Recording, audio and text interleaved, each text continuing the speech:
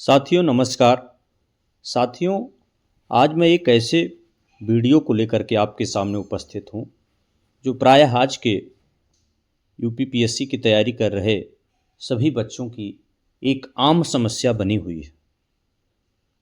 साथियों, आप यह महसूस कर रहे होंगे कि विगत 2-3 सालों से कट ऑफ में बेतहाशा वृद्धि हो रही है और आप परेशान हैं कि इतनी अच्छी मेहनत के बाद, इतनी अच्छी तैयारी के बाद भी हम कट ऑफ को क्रॉस क्यों नहीं कर पा रहे हैं, अर्थात हमारा सिलेक्शन प्री में ही रुक जा रहा है, हम मेंस कैसे दें।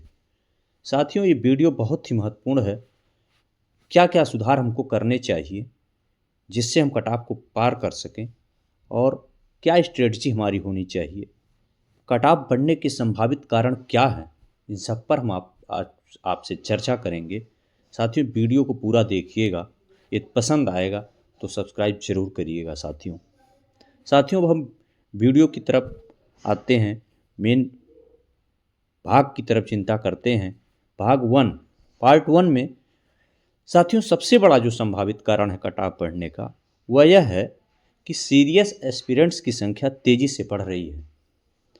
अर्थात जो सीरियस कैंडिडेट हैं उनकी संख्या तेजी से बढ़ी है विगत 30 सालों में। आप फार्म की संख्या को ही देखिए, पहले कम फार्म पढ़ते थे, अब अधिक फार्म पढ़ रहे हैं। दूसरा जो है ऑनलाइन कंटेंट जो है, जब से ऑनलाइन का ज़माना आया है साथियों, तब से ऑनलाइन कंटेंट हर जगह यूट्यूब पे ऑनलाइन कोचिंगों के माध्यम से ग्रामीण स्तर तक पहुंच रहे हैं। अगर कोई छात्र, कोई परीक्षार्थी दृढ़ संकल्पित है बहुत अच्छा करने के लिए, तो आपके सेम लेवल का प्रिपरेशन कर ले रहा है। अर्थात आप जो मुखर्जी नगर में रह कर के तैयारी कर रहे हैं, वही तैयारी अब छोटे आम कस्बों के बच्चे भी कर ले जा रहे हैं। तो साथियों, पहले नहीं था। पहले क्या होता था कि जो बड़े जगहों पर जाते थे उनके पास कंटेंट अच्छे होते थे, लेकिन अब छोटे कस्बों में, छोटे जगहों पर भी ऑनलाइन कंटेंट मौजूद हैं और उसकी अच्छे से तैयारी करके प्रतिस्पर्धा बढ़ा रहे हैं लोग। तीसरा साथियों, आपको इस चीज़ का ध्यान देना होगा कि जब हम स्टैटिक पढ़ रहे हैं या करंट पढ़ रहे हैं, तो आप देखते हैं कि करंट का भी पूछने का नज़रिया अब क्वेश्चन बदल गया है। करंट में भी स्टैटिक से जोड़ करके प्रश्न बनाए जा रहे हैं। अर्थात जो स्टैटिक और करंट का यदि आप डीप समन्वय नहीं रखेंगे तो कट ऑफ को क्रॉस नहीं कर पाएंगे। साथियों, करंट को स्टैटिक के साथ जोड़ कर पढ़िए, तब आप बहुत अच्छा कर पाएंगे। नहीं तो कट ऑफ ऐसे ही बढ़ती रहेगी और आप बार बार ये सोचते रह जाएंगे कि कट ऑफ क्यों बढ़ती जा रही है। अब इस वीडियो के पार्ट 2 में आते हैं साथियों। दूसरा पार्ट ये भी है कि फैक्ट से हटकर अब concept base plus application base question महत्वपूर्ण हो गए हैं। पहले के आप क्वेश्चन के पैटर्न को देखिए और आज के क्वेश्चन के पैटर्न को देखिए, दोनों में अंतर है। और जो इस की पॉइंट को समझ रहा है, इस बेस पे तैयारी कर रहा है, ऐसे ही बच्चे हमारे कट ऑफ को बढ़ा रहे हैं। दूसरा, सेम टॉपिक को डिफरेंट एंगल से पूछा जा रहा है। जो परीक्षार्थी इस चीज़ में माहिर हैं कि सेम टॉपिक को डिफरेंट एंगल से कैसे पढ़ा जाए, इसमें महारत हासिल कर ले रहे हैं, वही कट ऑफ को बढ़ा रहे हैं। और साथियों, तीसरा जो प्रमुख कारण है वो है कि पीवाई की इग्नोरेंस। लोग प्रायः कहते हैं कि पीवाईक्यू अब उतना मायने नहीं रखता है, लेकिन साथियों मैं आज भी आपसे बताना चाहता हूं कि पीवाईक्यू आज भी उतना ही ज़रूरी है जितना पहले था। क्योंकि आप पीवाईक्यू के प्रश्नों को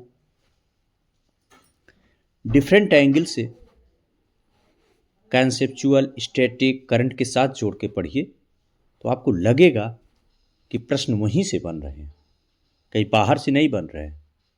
लेकिन एक सामान्य ढर्रे वाली पढ़ाई जो चलती रहती है, उस पर आप चलेंगे तो इस जाल में फंसेंगे।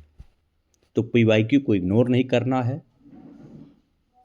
साथियों, अब थोड़ा सा स्ट्रेटजी के बारे में हम चर्चा कर लेते हैं। अभी तक तो हम संभावित कारणों पे चर्चा की है कि कैसे कैसे क्वेश्चन आ रहे हैं, कैसे कैसे बच्चे हैं जो उस पैटर्न को समझ रहे हैं वो कट ऑफ को बढ़ा रहे हैं, और जो उस पैटर्न को नहीं समझ पा रहा वो कट ऑफ से पीछे हो जा रहा है।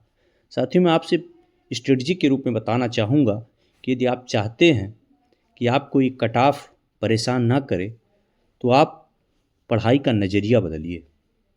आप प्री को मेंस के नज़रिए से पढ़िए, अर्थात प्री को गहराई में पढ़िए, कंसेप्चुअल पढ़िए, और लिमिटेड सोर्स आपके पास होने चाहिए जिससे आप रिवीजन कर सकें। साथियों, रिवीजन बहुत महत्वपूर्ण होता है। लिमिटेड सोर्स रहेगा तभी आप बार बार रिवीजन कर पाएंगे। लिमिटेड सोर्स और मल्टीपल रिवीजन। साथियों, जब तक ये नहीं होगा तब तक ये सब क्वेश्चन आपके दिमाग में नहीं बैठेंगे। और एक चीज़ और मैं बताना चाहूँगा साथियों कि आपका आंसर राइटिंग का अभ्यास होना चाहिए।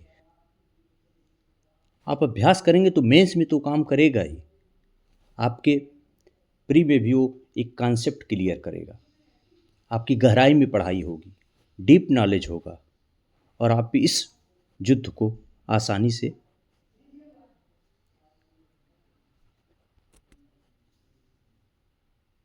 लड़ पाएंगे।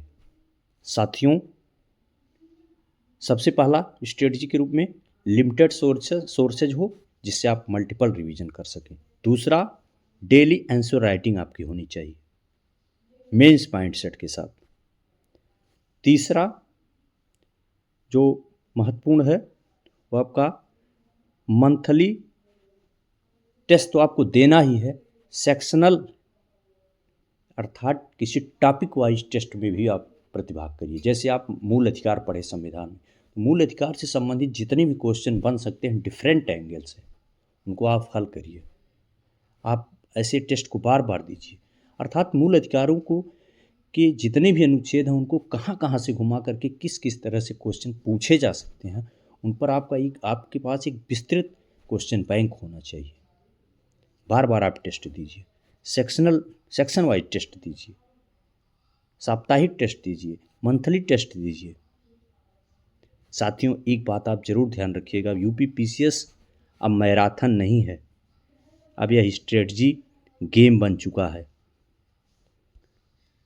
यूपी पीसीएस अब मैराथन नहीं है, अब यह स्ट्रेटजी गेम बन चुका है। साथियों, अगर आज की वीडियो आपको पसंद आई हो तो कमेंट में ज़रूर लिखिएगा कि अगला टॉपिक का हम लोग क्या रखें, वीडियो का टॉपिक क्या रखें जिस पर चर्चा की जा सके आपसे, और उन संभावित बिंदुओं पर चर्चा की जा सके जो हमारे सिलेक्शन में बाधक बन रहे हैं। साथियों, मैं चाहता हूं कि आप एक नई स्ट्रेटजी के साथ, एक नए जोश के साथ तैयारी करिए जिससे अतिशीघ्र आपको सफलता मिल सके। साथियों, मैं ऐसे पुनः वीडियो आपके सामने लाता रहूँगा और एक नए वीडियो के साथ पुनः आपके सामने उपस्थित होऊंगा। तब तक के लिए धन्यवाद साथियों।